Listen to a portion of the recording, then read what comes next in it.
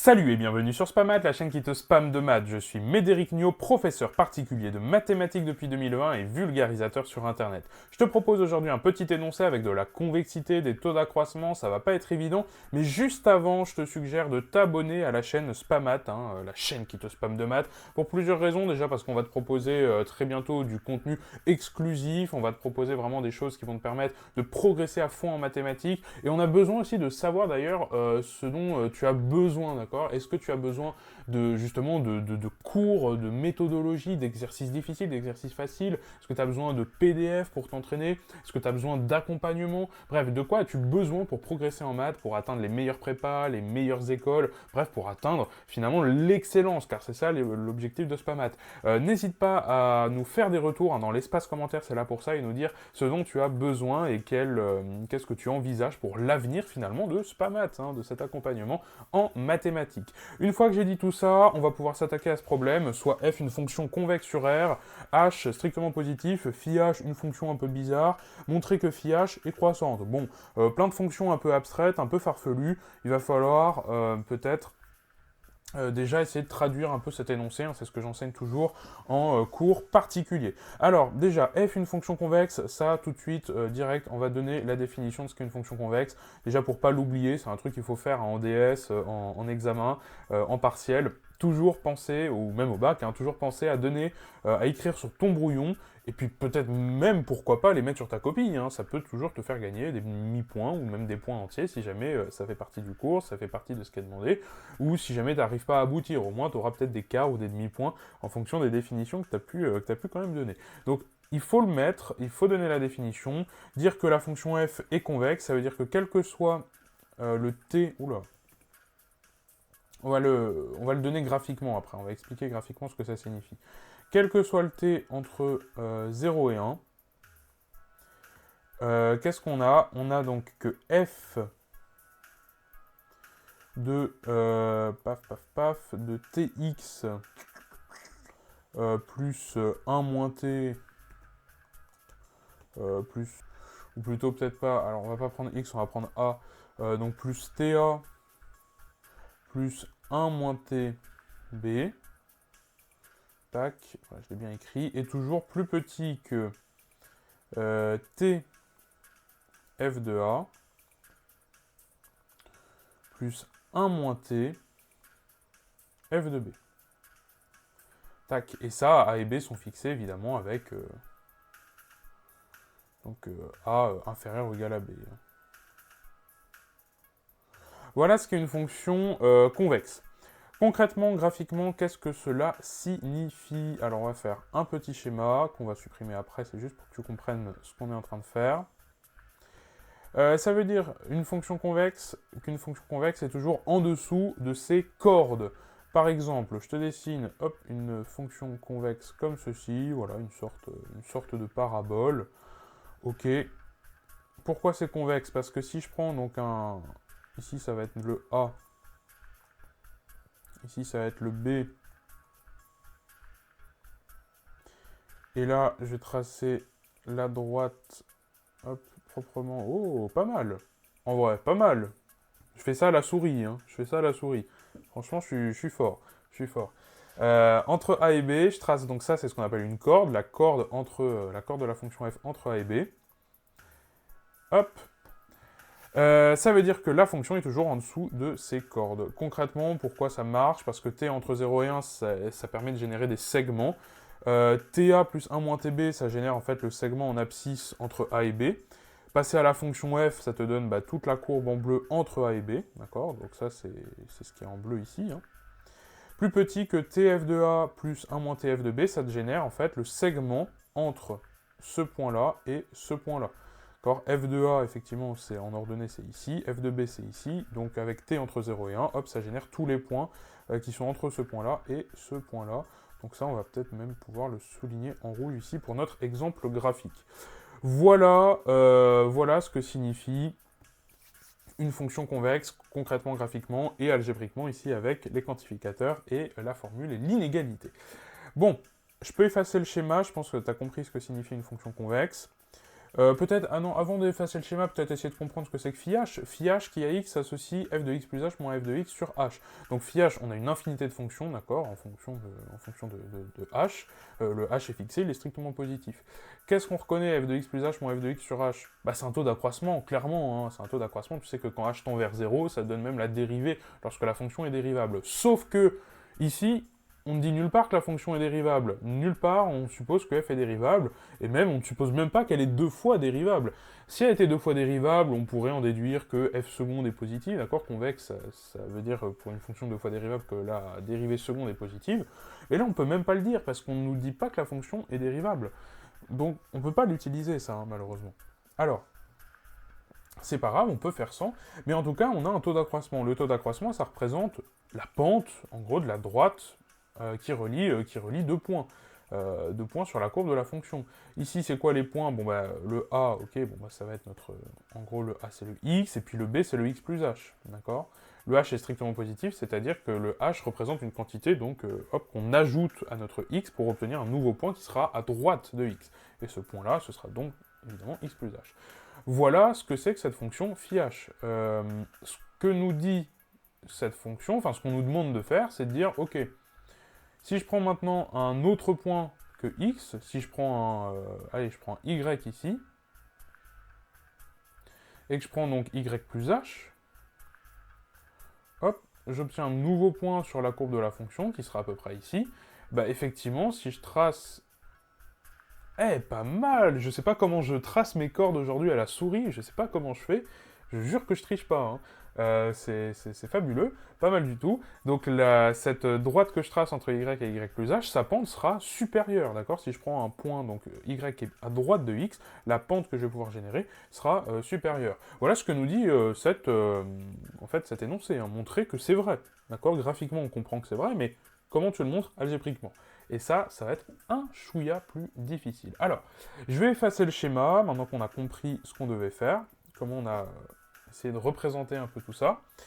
Et on y va pour les calculs, pour le raisonnement et la démonstration. Donc il va y avoir des idées, il va falloir avoir quand même des idées, de l'intuition et de l'autonomie.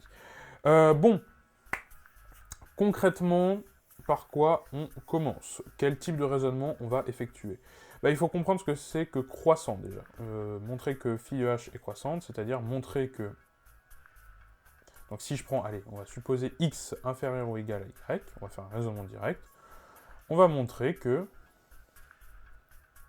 phi h de x est plus petit que phi h de y. Bon. Ok, pourquoi pas. En quoi ça va nous être problématique, utile, qu'est-ce qu'on va pouvoir faire une fois qu'on sait ce qu'on veut démontrer. Concrètement, on a un x, on a un y, mais on a aussi du x plus h, du y plus h. Il va falloir peut-être travailler sur un intervalle, parce que nous, on veut quand même travailler sur un certain intervalle, d'accord, avec ce a, ce b, ce t entre 0 et 1. Un intervalle qui va quand même nous arranger. Alors, il faut choisir un bon intervalle, dans lequel toutes nos variables, finalement, vont être à l'intérieur, hein, vont être dedans. Donc, le meilleur intervalle que je puisse te proposer, finalement, ça va être i, qui va être égal à l'intervalle x, y plus h. Je te propose de tout étudier sur cet intervalle-là, puisque effectivement x et y plus h, bon évidemment sont dedans par définition, mais x plus h est dedans, puisque y est plus grand que x, pardon, y est plus grand que x, donc y plus h est plus grand que x plus h, donc x plus h est dans cet intervalle, et y est dans l'intervalle aussi, d'accord? H est strictement positif, donc y est plus petit que y plus h. Ok. Donc toutes nos variables sont là-dedans, on va pouvoir tout étudier là-dedans, je peux même d'ailleurs carrément l'écrire, hein. X plus h et y appartiennent à i. Bon, pourquoi pas. Maintenant, ce qu'il va falloir faire, c'est écrire x plus h et y, ce fameux x plus h et ce fameux y, l'écrire comme combinaison linéaire convexe. On va expliquer après ce que ça veut dire. Mais en fait, ça veut dire ceci. Hein. Il va falloir écrire notre x plus h et notre y de cette façon-là, en utilisant les extrémités de notre intervalle. le A et le B, ce sont bien les extrémités de notre intervalle. Et ici, le A, ce sera le X, et le B, ce sera le Y plus H. Il va donc falloir écrire X plus H et Y comme combinaison linéaire de X et de Y plus H, avec un T entre 0 et 1. Et ben, c'est parti. Et puis du 1 moins T, évidemment, ici. Pour ça, je te propose un truc relativement simple. Je vais te le proposer, on va vérifier après que ça marche. C'est juste un petit peu calculatoire, mais ça va le faire. Je te propose de prendre un... Allez, on va prendre quoi? On va prendre T... Je le fais en vert ou en bleu? Allez, en vert. On va prendre T qui est égal à... Y moins X sur Y moins X plus H. On va prendre ça. On va vérifier après que ça marche bien. Et donc le 1 moins T, quand on va calculer le 1 moins T, mise au même dénominateur, donc ça fait y moins x plus h sur y moins x plus h moins y moins x sur y moins x plus h. Donc les y moins x vont se simplifier, il va juste rester le h au numérateur. Donc 1 moins t, ce sera h sur y moins x plus h. Ok, on vérifie peut-être brièvement qu'effectivement la combinaison linéaire me donne bien x plus h et me donne bien y. Donc ça, évidemment, c'est pas généré au hasard, hein, c'est généré pour que ça marche. Comment on fait? Ben, on fait le calcul. Donc ici, on a du t x plus h plus 1 moins t plus 1 moins t 1 moins t x plus h. Non, pardon, c'est pas ça qu'il fallait que je fasse. Évidemment, c'est une combinaison linéaire avec les bornes de l'intervalle, hein, excuse-moi. Donc tx, voilà, il faut que je teste. Tx plus 1 moins t y plus h. Moins t y plus h. Montrer que ça, effectivement, c'est bien égal à x plus h. Est-ce que c'est vrai? Hop. La réponse est oui. On peut vérifier ça très brièvement avec, donc, ici, c'est du y moins x fois x plus h y plus h sur y moins x plus h. Et ça, très concrètement, ça nous donne... Donc, il faut peut-être développer un petit peu. Ça nous donne du yx moins x carré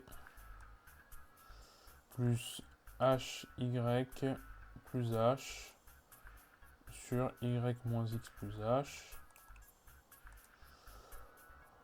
Et ça, très concrètement, bah, on peut le factoriser, hein. On va pouvoir le factoriser par du y moins x plus h facteur de x plus h. Je vérifie, mais normalement ça marche. On a bien du xy moins x carré plus xh qui va se simplifier après avec le moins xh, voilà, du hy et du plus h carré, c'est un carré ici. Voilà, donc ça marche bien, tac, sur y moins x plus h. Y moins x plus h, y moins x plus h, ça se simplifie, il reste du x plus h. Ok, donc ce truc-là, ça fait bien x plus h.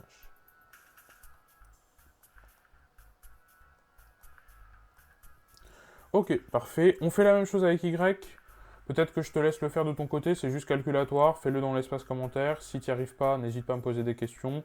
C'est juste du calcul. Vérifier qu'effectivement la combinaison linéaire, cette fois-ci dans l'autre sens, le tx, non, 1 moins tx plus ty plus h, ça donne bien y.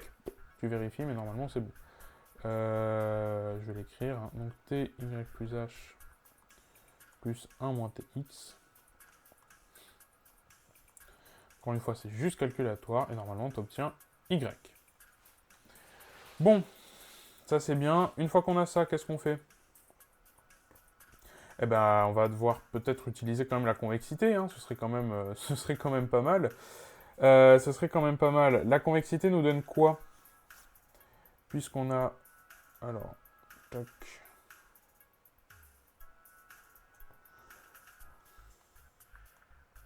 On va l'écrire dans l'autre sens. Hop. Pour bien comprendre ce qu'on est en train de faire. La convexité nous donne quoi? La convexité nous donne que, puisque t en plus est entre 0 et 1, évidemment, t entre 0 et 1, on peut le vérifier d'ailleurs, très facile, puisque le dénominateur à chaque fois est plus grand, celui-là est plus grand que le truc du petit, le truc du haut, pardon, le numérateur, donc ça c'est bien entre 0 et 1. Évidemment, 1 moins un truc entre 0 et 1, ça donne toujours un truc entre 0 et 1. Donc, vu que tout est entre 0 et 1, on a bien une combinaison linéaire convexe, et donc on va pouvoir utiliser maintenant la convexité.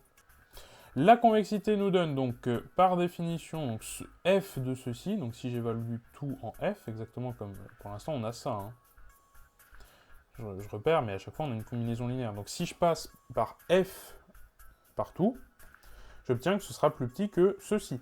Eh ben c'est parti, je passe par f, je le fais à droite. Oula. Voilà, comme ça c'est mieux. Donc f de x plus h, qui est égal à f de tx plus 1 moins ty plus h. Peut-être que je peux l'écrire. F de tx plus 1 moins ty plus h. Par convexité de la fonction f. Ce truc-là est plus petit que t f de x plus 1 moins t f de y plus h. Je peux faire la même chose en bas, avec f de y. F de y, c'est égal à ceci. Donc f de t y plus h plus 1 moins t x, qui est donc, par convexité de la fonction f, plus petit que t f de y plus h plus 1 moins t f de x. Ok, alors qu'est-ce que je peux faire maintenant? Peut-être qu'il y a des trucs qui se simplifient. Regarde, on a du f de y plus h ici, du f de y plus h ici, puis là on a du f de x, du f de x. Peut-être que si j'additionne les deux inégalités, il y a peut-être des choses qui vont se simplifier. Et la réponse est oui, on va additionner les deux inégalités. Si j'additionne les deux inégalités, j'obtiens f de x plus h plus f de y inférieur à. Je vais peut-être faire la simplification d'un coup, ça va être très simple. Je factorise dans un premier temps les f de x ensemble. Donc j'ai du f de x facteur de t plus 1 moins t. Donc il reste 1. T moins t, ça fait 0, il reste juste 1. Donc j'ai un seul f de x, donc c'est plus petit que f de x. Plus, je fais la même chose en factorisant les f de y plus h ensemble.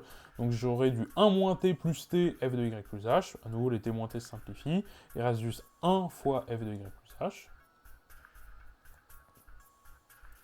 C'est top. Ok, maintenant, qu'est-ce qu'il faut faire? Nous, on veut faire apparaître comme phi h à un moment donné. Il va falloir peut-être qu'il apparaisse ce phi h, pour conclure. Phi h, il va falloir faire des soustractions. Ça tombe bien, je peux essayer de passer le f de y de l'autre côté ici et le f de y plus h de ce côté-là. C'est parti. J'ai du f de x plus h moins f de x, si je passe le f de x de l'autre côté, plus petit que f de y plus h moins f de y, en passant le f de y de l'autre côté. Et là, on y est presque, il nous manque plus que le sur h. Sur h, de chaque côté. J'ai le droit de le faire puisque h est strictement positif, donc il n'y a pas de problème. Je mets un petit sur h à gauche et à droite, et c'est terminé. C'est terminé, puisque là, on a bien à gauche le phi h de x, à droite le phi h de y. Or, x était supposé plus petit que y. On vient de montrer donc à l'instant que la fonction phi était croissante, puisque si x est plus petit que h et que phi h de x est plus petit que phi h de y, la fonction est donc bien croissante. Et donc c'est terminé. J'espère que voilà, ce petit exercice t'a plu. Si c'est le cas, n'hésite pas à me le faire savoir avec un petit commentaire sympathique. Ça fait toujours plaisir quand tu te lèves le matin et que tu vois que tu as des bons retours. Abonne-toi à la chaîne Spamat pour ne pas manquer les prochaines offres, les prochaines nouveautés, les futurs nouveaux formats qui vont bientôt apparaître sur la chaîne. Et puis n'oublie pas que je suis avant tout enseignant privé en mathématiques. Donc si tu as besoin d'un accompagnement personnalisé, tu peux découvrir mes offres de cours particuliers, cours collectifs, collectif, stage intensif pendant les vacances et formation sur mon site internet medematic.fr dont le lien se trouve dans la description et en commentaire épinglé. On se retrouve dans la prochaine correction sur Spamat, la chaîne qui te spam de maths. Salut!